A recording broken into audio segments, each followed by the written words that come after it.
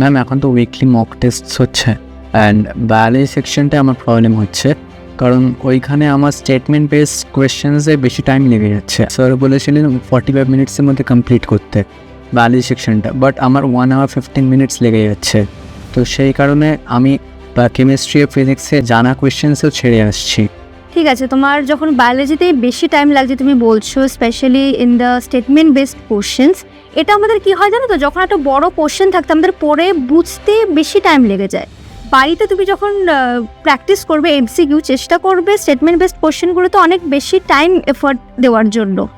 রিডেবিলিটিটা বাড়াতে হবে, like you always try to read very long paragraph in a very short time. এটা সবসময় বাড়িতে যখনই রিভাইজ করবে করতে থাকবে। সো এটা তুমি যখন বারবার রিভিশন করবে, কনসেপ্টগুলো একদম তোমার ফিঙ্গার টিপসে থাকবে, দেখবে তুমি তখনই তোমার স্টেটমেন্ট বেসটা পড়ার সময় বেশি টাইম তোমাকে অ্যাফোর্ড করতে হবে না, তাড়াতাড়ি তুমি পড়ে নিতে পারবে। এবং তারপরে তুমি ধরো 45 মিনিটস, ঠিক আছে তুমি এখন 1 hour, তো ইউ কমপ্লিটেড উইদিন অ্যাটলিস্ট 55 মিনিটসে তুমি ট্রাই করো।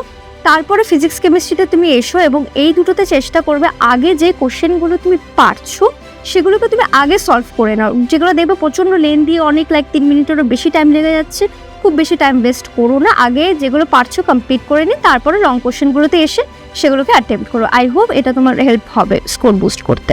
Thank you ma'am.